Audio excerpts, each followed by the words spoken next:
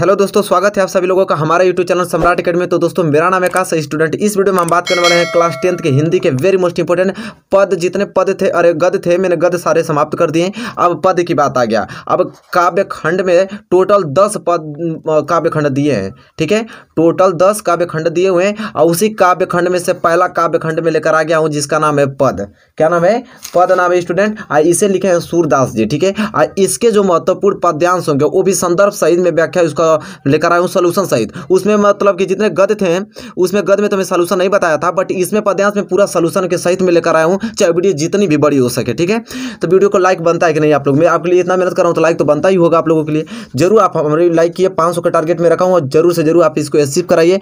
वो पद हम पढ़ेंगे जो कि 2021 बोर्ड एग्जाम के लिए अनिवार्य होंगे। ठीक है स्टूडेंट, देखिए आपने कहा था कि सॉल्यूशन सर करा दीजिए, तो लीजिए भाई मैं सॉल्यूशन भी आप लोगों को करा दे रहा हूँ। ठीक है, लेकिन वीडियो लॉन्ग होगी, लेकिन उसको आप देखना पड़ेगा पूरा आप लोगों को। जो ऐड वगैरह आ रहे हैं उसको ऐड को पूरा आप देखें। ठीक है, चलिए तो आज की वीडियो हम स्टार्ट करते हैं। और पहला चैप्टर आपका पद है जिसे सूरदास जी लिखे हैं और उनके महत्वपूर्ण पद्यांश देखने वाले हैं। चलिए पहला पद की ओर बढ़ चलते हैं। चलिए फ्रेंड, देखिए पहला पद आ गया आपकी स्क्रीन पे, पहला पद है। ठीक है, और पहला पद देखिए ध्यानपूर्वक आप समझिएगा। कह रहा है कि चरण कमल बंदो हरिराई, जाकी कृपया पंगु गिरी लवे, अंधे को सब कुछ दर्शाई, बहिरो सुने गूंग पुनि बोले, रक चले सिर छत्र धराई, सूरदास स्वामी करुणानमय बार बार बंधुति ही पाई। तो ये आपका बहुत ही ज़्यादा महत्वपूर्ण पद्यांश है स्टूडेंट। इस पद्यांश को तो पहले आपको किसी कीमत पे तैयार करके जाना है। तो पद्यांश आपको ये दे देगा, आप कहेगा कि संदर्भ सहित इसका व्याख्या कीजिए। ठीक है, तो अब देखिए इसका हमें संदर्भ भी लिखना पड़ेगा, प्रसंग भी लिखना पड़ेगा, व्याख्या भी। तो सबसे पहले हम लोग इसका हम क्या देखेंगे? संदर्भ देखेंगे। अब संदर्भ किस प्रकार लिखा जाता है देखिए। तो प्रस्तुत पद्यांश महाकवि सूरदास जी द्वारा रचित सूरदास काव्य में हमारी पाठ्य पुस्तक हिंदी के काव्य खंड में संकलित पद शीर्षक से उद्धृत है। ठीक है स्टूडेंट, संस्कृत पद शीर्षक से क्या है? उद्धृत है स्टूडेंट। ये आपका संदर्भ हो गया। ठीक है, संदर्भ के बाद आपको हेडिंग डालना है प्रसंग। अब प्रसंग में क्या लिखना है कि प्रस्तुत पद में सूरदास जी ने अपने आराध्य श्री कृष्ण के चरणों की वंदना करते हुए उनकी महिमा का अत्यंत सुंदर वर्णन किया है स्टूडेंट। यहाँ पे प्रसंग हो गया। तो संदर्भ यहाँ इस प्रकार आपको लिखना है, प्रसंग स्टूडेंट इस तरह लिखना है। फिर आपको हेडिंग डालना है व्याख्या। स्टूडेंट व्याख्या में आपको क्या लिखना है कि इसका व्याख्या क्या होगा?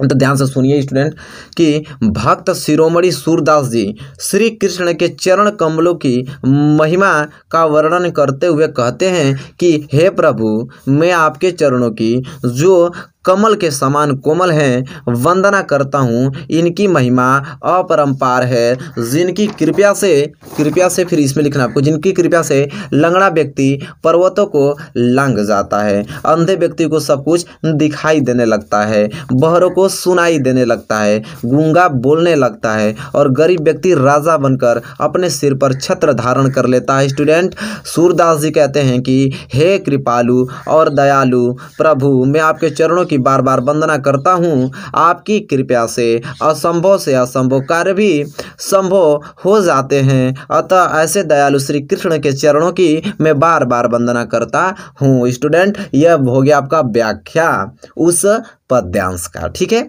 फिर इसके बाद आपको लिखना है इसमें काव्य संदर्भ। हेडिंग डालना है आपको काव्य संदर्भ। स्टूडेंट, अब काव्य संदर्भ क्या होता है इसको देखिए।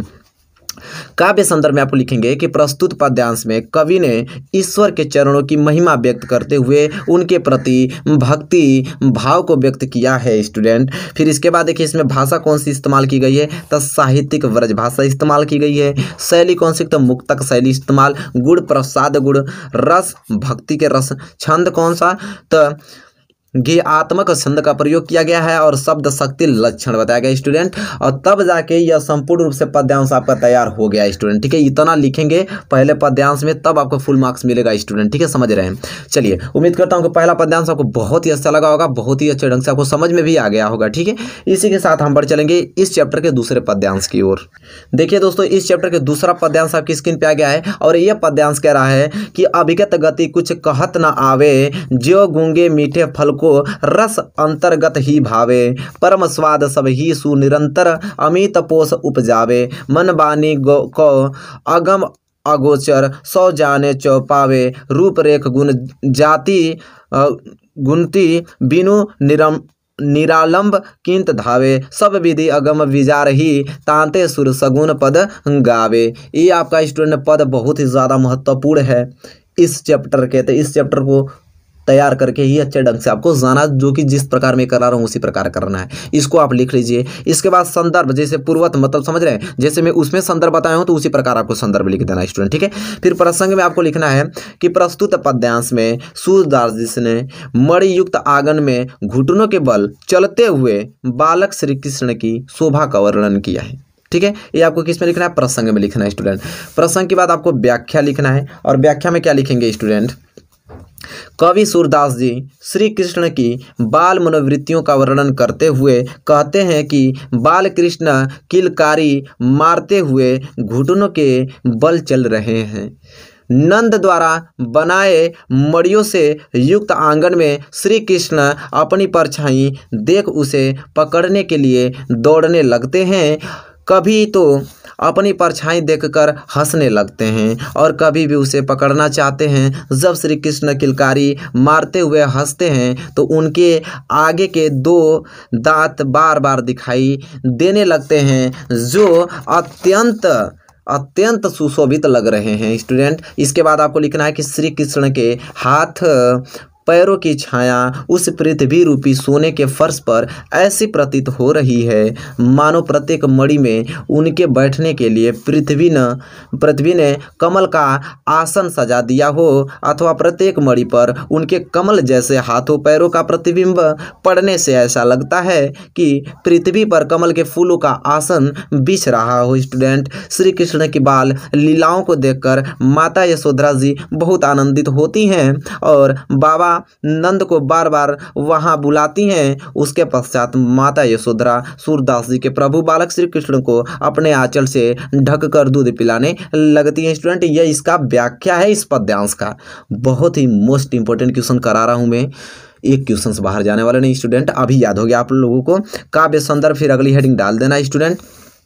काव्य संदर्भ में लिखना है कि प्रस्तुत पंक्तियों में कवि में श्री कृष्ण की बाल क्रीड़ाओं का अत्यंत मनोहारी चित्रण किया गया है। इसमें भी आपका भाषा कौन सा? व्रज भाषा, गुण प्रसाद और माधुर्य गुण का प्रयोग किया गया है। छंद गीतात्मक छंद का, शैली मुक्तक शैली का प्रयोग, रस वात्सल्य रस का प्रयोग, शब्द भक्ति लक्षण। स्टूडेंट, अब जाके कंप्लीट हो गया आपका पद्यांश दूसरा, ठीक है। पद्यांश दूसरा पूर्ण रूप से कंप्लीट हो गया स्टूडेंट। उम्मीद करता हूँ वीडियो आपको अच्छी लग रही होंगी। अब देखिए, लेकिन इसमें और क्या अलंकार भी आते हैं उसको भी आपको लिखना पड़ेगा स्टूडेंट। तो इसमें उसके आगे ही आपको लिखना पड़ेगा कि अनुप्रास अलंकार का प्रयोग किया गया है इसमें। अब अनुप्रास अलंकार में उसी में है कि किलकत का न स्वर प्रतिपद प्रतिमनि में क्रमशः क प तथा त वर्ण की पुनरावृत्ति होने से यहाँ कौन सा अनुप्रास अलंकार भी हुआ है। और देखिए, पुनरुक्ति प्रकाश अलंकार भी इसमें प्रयोग हुआ है कि पुनि पुनि और करी करी में एक ही शब्द की पुनरावृत्ति होने पर यहाँ पुनरुक्ति प्रकाश अलंकार भी प्रयोग हुआ है स्टूडेंट। और उपमा अलंकार के भी प्रयोग हुआ है इसमें।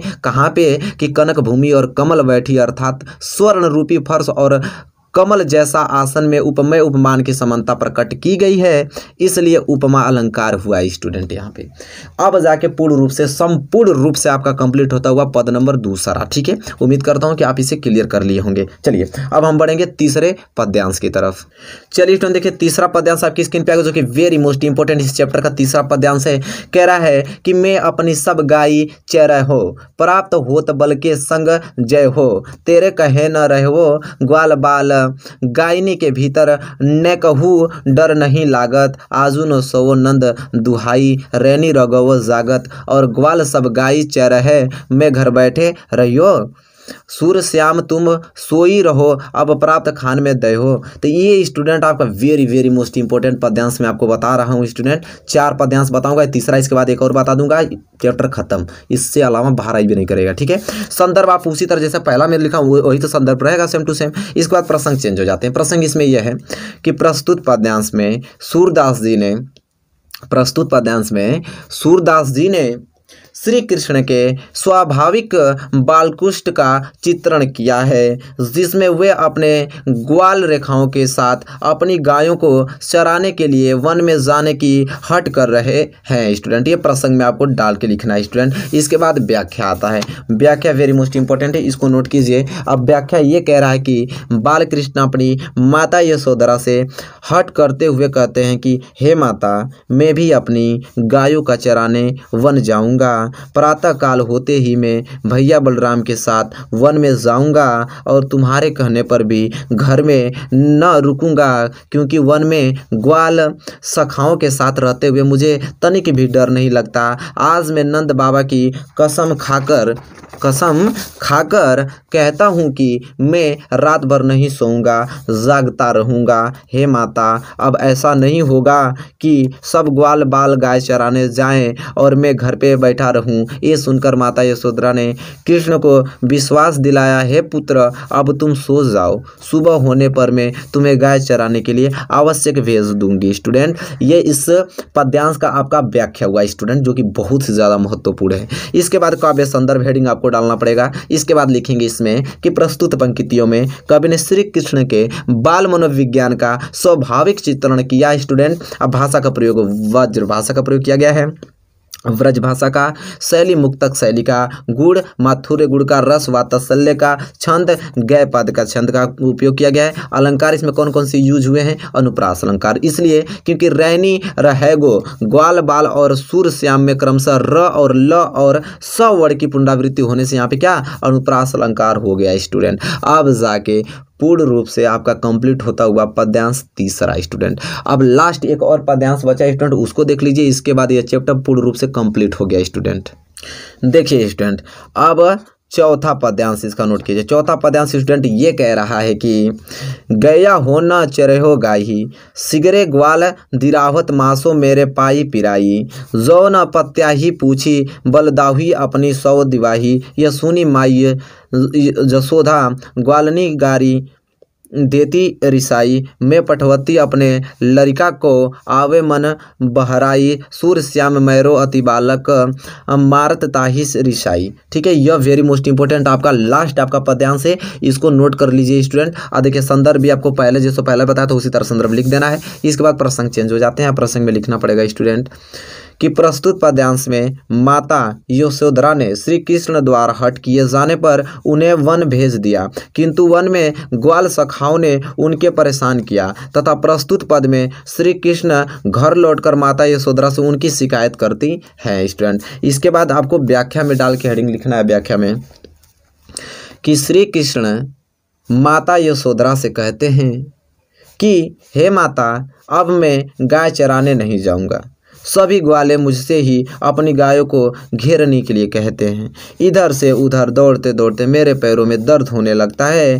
हे माता, यदि आपकी मेरी बात पर विश्वास न हो तो अपनी सौगंध दिलाकर बलराम भैया से पूछ लो। यह सुनकर माता यशोधरा क्रोधित होकर ग्वालों को गाली देने लगती हैं। सूरदास जी कहते हैं कि माता यशोधरा कहती हैं कि मैं अपने पुत्र को वन में इसलिए भेजती हूँ कि उसका मन बहल जाए। मेरा कृष्ण अभी बहुत छोटा है, यह ग्वाले उसे इधर उधर दौड़ाकर मार डालेंगे। स्टूडेंट, ये इनकी व्याख्या हो गया। स्टूडेंट, व्याख्या के बाद आपको स्टूडेंट क्या हुआ, काव्य संदर्भ हेडिंग डालना है। क्या स्टूडेंट? काव्य संदर्भ। और काव्य संदर्भ हेडिंग डालने के बाद स्टूडेंट इसमें लिखना है कि प्रस्तुत पंक्तियों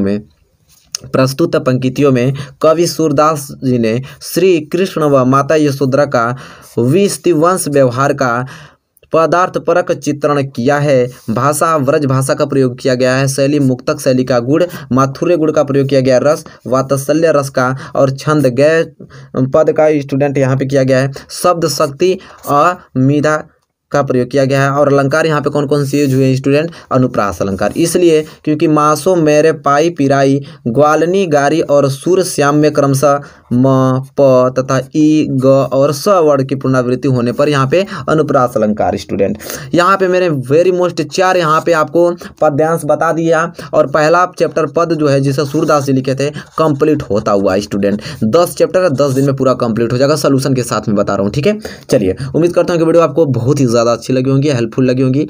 तो वीडियो को ज़्यादा से ज़्यादा आपको शेयर करना है। चैनल पर नहीं है तो प्लीज़ चैनल को भी सब्सक्राइब कर लेना स्टूडेंट, बेल आइकन को भी प्रेस कर लेना है। तब तक के लिए दोस्तों धन्यवाद, मिलेंगे आपसे नेक्स्ट वीडियो में।